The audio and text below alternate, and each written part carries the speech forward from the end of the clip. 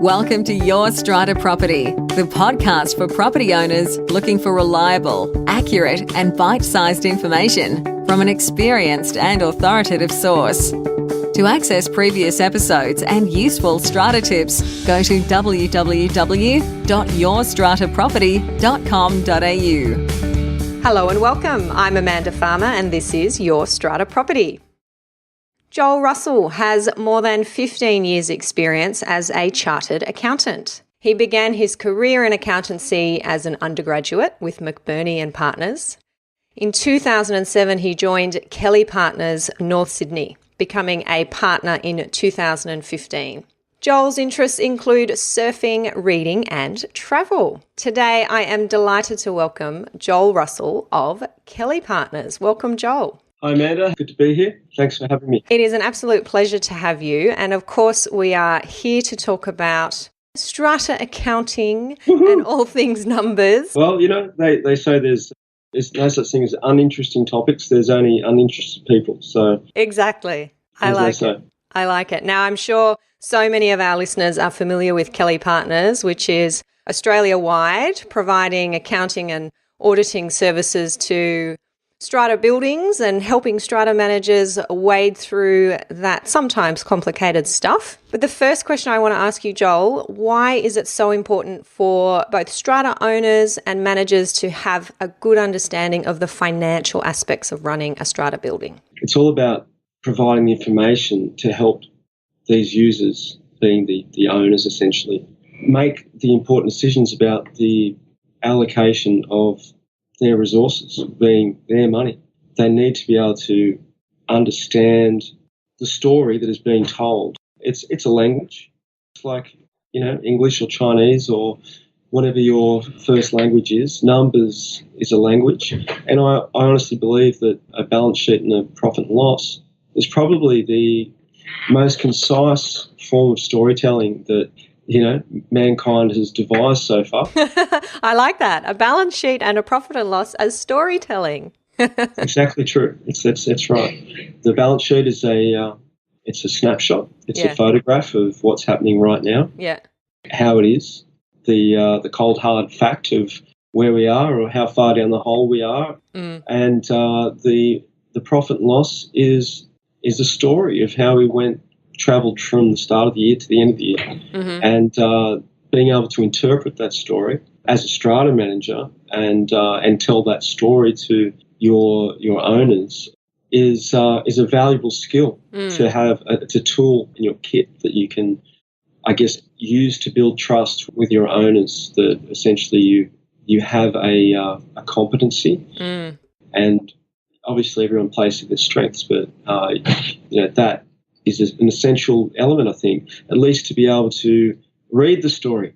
Maybe not be able to, create the story, but if you can read the story and assist the owners in interpreting that story about how their resources were spent during the year and where they are right now, that's what it's all about. I think you have hit the nail on the head there where you say build trust. And it's something that those who are providing professional services, I think it goes across the board, when you can communicate to your clients that you know and understand what it is that they are going through, what it is that they need, then you're going to build trust. And not only does that make your job easier, but more enjoyable if you like and trust the people you're working with and they like and trust you, I think. No, I agree. And there's been a lot of talk in the industry about professionalism. And now I believe that professionalism isn't something that's mandated from up on high somewhere from the industry body itself. It's actually something that is, it's like the old revolution starts from within. And so professionalism is an individual thing. Every strata manager should aspire to be professional as an individual. Then you become an industry of professionals rather than a professional industry.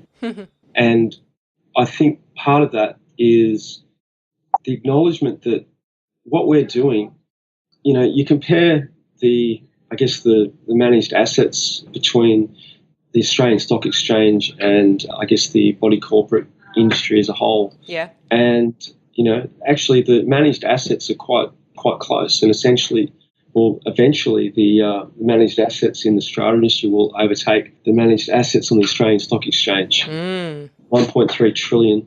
And the people that are managing that at the moment, the people that are sitting on the strata committees, are unpaid, unskilled volunteers. Yep. If you can imagine the boards of Australian ASX-listed companies being, I guess, peopled by unskilled, unpaid volunteers, that's where you see the difference there. Yeah. So with unskilled, unpaid volunteers managing such a huge asset, and usually the individual's their largest investment being their unit, they need trusted, skilled, competent advisors to help them through the whole kind of maze of understanding the legislation and managing that asset. Now, Joel, we both know that there have been some significant changes with the legislation here in New South Wales recently, with our new Act coming in on the 30th of November 2016. Can you cover off for our listeners some of the key legislative reforms when it comes to financial matters in particular? Well, I guess from a purely self-centered point of view, there is a area that, in relation to the reforms, talk about mandatory audit provisions. In the old legislation, mandatory audit provisions applied for large schemes which were defined as 100 lots or more. Yep. In the new legislation, and this isn't just plucked out of the air, this is I guess an acknowledgement of the value of the assets that are being managed, that we need to actually try and manage the risk across the industry, and not just the random fraud that occurs from time to time by owners, suppliers, or strata managers, unfortunately, but you're managing the risk for the owners. And there has been an additional element added into the the provisions in relation to mandatory audit, and it becomes a monetary threshold. And I've seen some of the presentations that when people are giving these updates about the legislation, and the mandatory audit provisions get a cursory mention, but it actually impacts every strata manager across New South Wales. And a couple of the software providers have attempted to insert a calculator in relation to mandatory audit provisions. But the presentations kind of say, oh, yeah, well, if you're over 250, then you may be up for a mandatory audit. So that's a budget that exceeds 250,000, or you're a large strata scheme, so over 100 lots, then you're falling into this new category of requiring an audit under the legislation. Well, that's what you'll see when someone is, going over the highlights of the changes. But as with everything, Amanda, as I'm sure you know, the devil is in the detail. Don't just read the legislation. The actual practical areas in relation to the implementation of our Act, it's our Act, is the regulations. The regulations really show how things work and really talk about the details of how things work. And this applies also to the mandatory audit provisions. So the prescribed amount is 250, but the calculation of that 250 is the crucial factor. And it's not just the budgeted levies for the 12 months. This is the kicker. You add that, it's the sum of your opening balances in your cash and investment account. So like to say you had your bank account at the start of the year showing 100,000, then you had your plus your budgeted levies for the next 12 months, and say that was 100,000. So that's your income, yep. Plus any other income. So that includes budgeted or unbudgeted. So throughout that period, so just say you received as far as the definition of income is concerned, an insurance refund, for example, is income. Yep. So if you received a $50,000 insurance refund or a defects claim, for example, plus your, let's say, $100,000 in budgeted levies over that 12 months, plus the opening cash at bank balance of 100, there's 250. You're in. Yep. Now, the practicalities of applying this mandatory provision, actually, you can really, there's the possibility of determining that whether or not you're in or you're out at the start of the year based on your budgeted revenues and knowing what your opening cash at bank is. But really, in terms of other income, and other income could be a special levy that's, special levies should not be budgeted for. It's I find it weird that people budget for special levies. It's not a special levy if you know it's going to happen. Exactly. But if a special levy occurs during the year, so you can actually, you do a review at the end of the year of all your plans that end on a certain month. So that, your 31st of March year-end plans. Okay, what was my opening balance of cash at bank and investments? What were the levies? Or another quick and fast way of doing it is, what's my opening balance in cash, including investments? Plus, I look on my income and expenditure statement and say, what was my total revenue? Because it is levies plus all other income. This is a really key point, Joel, and I just want to direct our listeners to the relevant parts of the legislation so that they can look at this, the definitions that you're talking about and how it links into the regulations and why the regulations are so important. So it's Section 95 of the Strata Schemes Management Act in New South Wales. And this is where it says that a large strata scheme or a strata scheme for which the annual budget exceeds $250,000 must ensure that the accounts are audited before they are presented to the AGM. Now, this section also says that when you are calculating the annual budget, you need to refer to the regulations. And the relevant regulation is Regulation 21 in the Strata Schemes Management Regulation, and I will put links to these in the show notes. And this is where it sets out exactly what Joel's been talking about, how to calculate the annual budget. And it has to include the contributions levied for the year, so your normal levies, any income of the owner's corporation from any other source, and any other amounts held by the owner's corporation. So I take your point completely, Joel. It is going to be, and it must be at the moment now with this legislation active, very difficult for strata managers and committees to work out whether they are within this 250,000 or whether they have exceeded it, and therefore whether they are legislatively required to have an audit. So a really key point. Yeah, I agree, Amanda. And look, I'm not bashing on strata managers, but I think that you could read the legislation as it is there, and you could be, if you hadn't read the regulations, you could, in some respects, be misled. And to think, well, I haven't raised 250 in levies. We're sweet. We're fine. We're not going to be. We don't require a mandatory audit. Now, I've done my, I guess rough calculations as far as it's hard to guess, but particularly with for example, these child safety, the windows issue coming in, and most buildings really you know it's coming up, but you don't provide for it, and then you strike a special levy to do the windows. There'll be a lot of buildings that will go over the 250 because they have to raise that. Now, but people if you just looked at the legislation and said, well, budgeted 250, it's not. Like I said, the devil is in the detail. Oh, it's good to get the message out. Yeah, but you also you don't know what you don't know, and so true. You need to read the regulations. In a nutshell, you don't know the legislation until you've read the regulations. Yeah. Good advice. Now, is there anything about this new legislation, Joel, that you don't like or you think is missing when it comes to financial issues and accounting? I think they should insert a provision that's mandatory audit and tax returns done by Kelly partners. I think that would be a really important thing, but I haven't seen it. Where is that? I don't know. Isn't that the law anyway? It's in the regulation. I mean, you guys.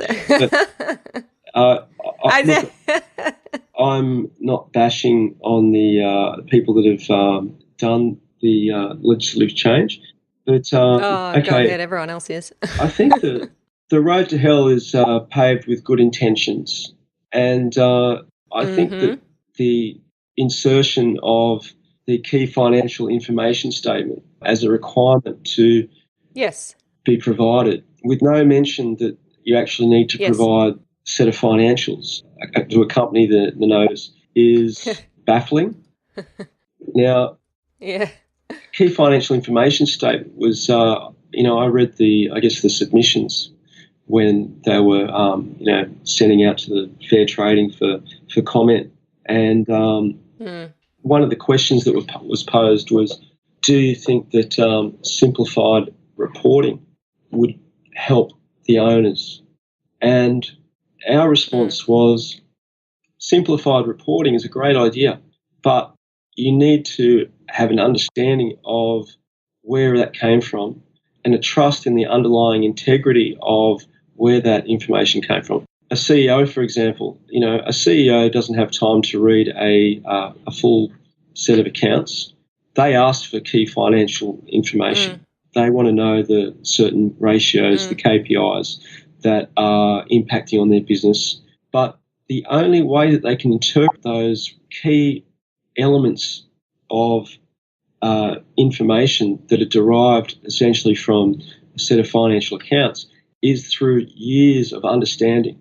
Now, if you presented some KPIs or a key financial information statement to like we said before, an unskilled volunteer who is sitting on the Strata committee, it has no meaning. It actually, our role is to, like I said, is to tell the story, but it's also to, give the information or improve the information to assist these strata managers in making decisions. This goes in the opposite direction. It actually confuses people. It creates more questions for the strata manager, and it's given to someone that, like, the purpose was, not many people actually understand a balance sheet or a P&L. So let's give them 5 figures that don't add up, that we can't really correlate back to a set of accounts. Like a balance sheet and a P&L is probably, like I said, probably the best devised short form of a story of what has occurred that man has come up with so far.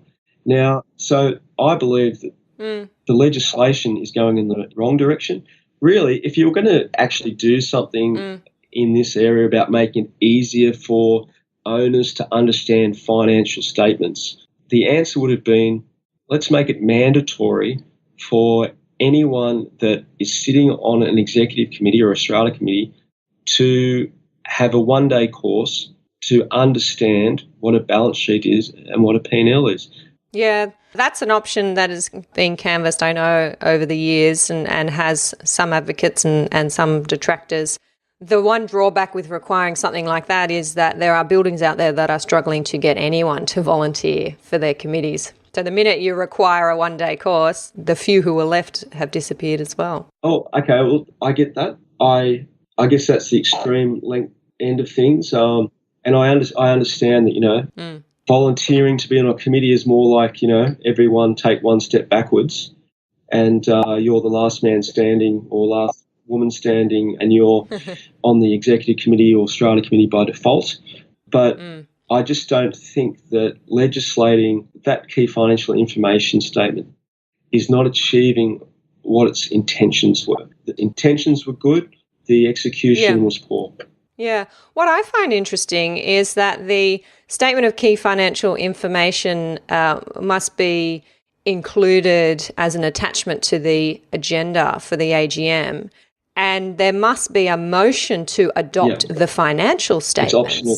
Yet there is, and I think you touched on this, there is no requirement to attach the actual financial statements to the notice of meeting. You can do it if you want to, but you don't have to. So we're asking owners to resolve to adopt financial statements that they potentially have never seen. They've only seen this, as you say, your view would be it's a half-hearted summary, key statement of financial information. And there's got to be owners out there who, as much as they may not have sat on a strata committee before or on an ASX-listed board, they're going to know that there is something improper about resolving to approve financial statements. Yeah, you're right. And I think I think if strata managers are anything, they're practical people. And I think they understand the practicalities of that conundrum. And what they do, and what I've been told that they do, is, of course people want to see the balance sheet and the profit and loss and the GL. They'll accompany that and they want to comply with legislation, so they send the key financial information. Now, but once they get to the AGM, after they've had a few AGMs with their different plans and had to explain to someone that the key financial information statement is unexplainable, they just throw that in the bin and they say, now let's get on with business. And they look at the profit and loss and the balance sheet. Thank you for that, Joel. I think we'll have a lot of listeners out there, whether they're committee members or strata managers, who are vigorously nodding their heads in agreement, and that's been their experience so far of this legislation, I'm sure. Let's talk about some positives here. We've got some listeners who want to gain a better understanding of the financial aspects of their scheme, maybe even some strata managers who are saying, look, I want to be this trusted advisor who knows what they're talking about when I look at a balance sheet and a profit and loss. What can those people be doing? What are some quick wins that they can have to increase their understanding and their comfort with these kinds of concepts? What would you recommend they do straight out of the gate? Okay, well, here's another plug for the SCA. I just came back from Canberra yesterday. I hosted the financial reporting element of the A100, which is it's a course run by the national arm of. They've just changed their acronym. SCA has remained, but it's now called Strata Community Association rather than Strata Community Australia. They've gone. That's right. Oh, yes, because of New Zealand. So joining. Australia will now be known as West Island, that we've joined New Zealand. Right. But I think, like we said before, education is the key. That's the quick win. Numbers is a language. Go do a language course. Go and look at it like that. And the concept that numbers are boring, it's like saying Italian is boring. It's a language. And it's a concise language that actually has some logic behind it. If you're investing, talk about $1 million, investing $1 million in a strata lot. Well, I think you should, take half a day out and learn the basics of a set of financial statements. And there are certainly those courses that SCA provides for strata managers.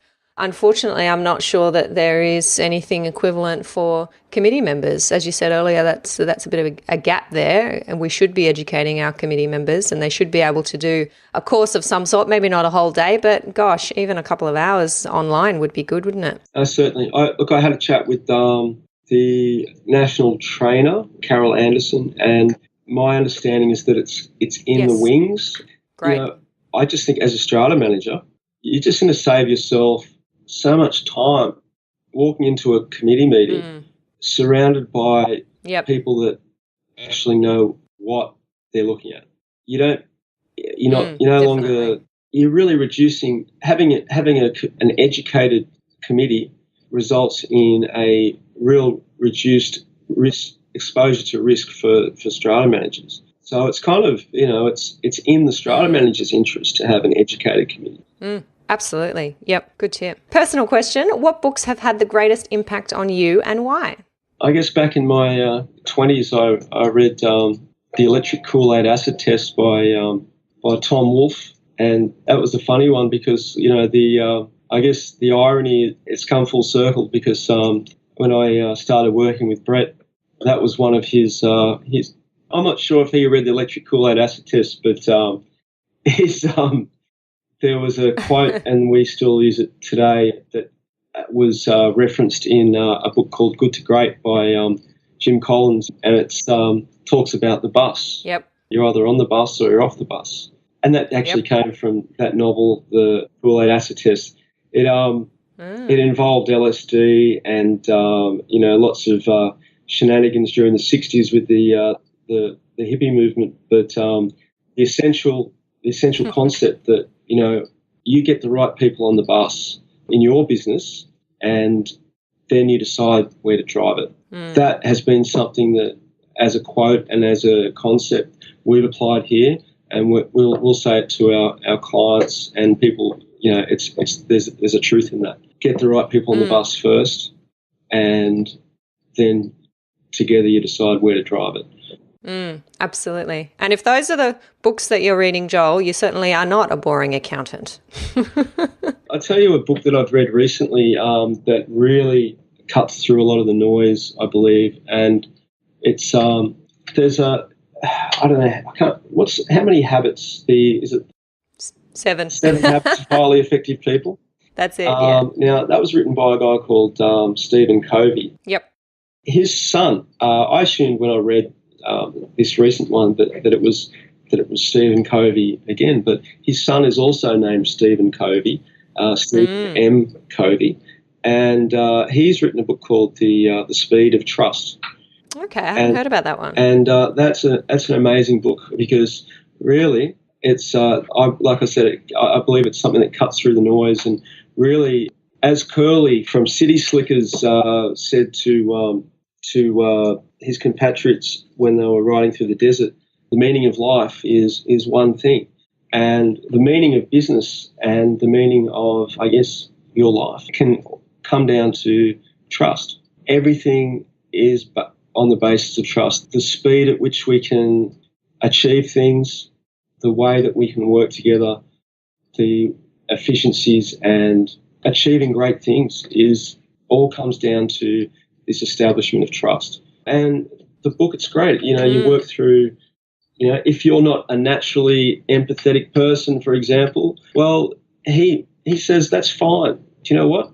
Just act like an empathetic person, and eventually it will rub off, and you might end up being one.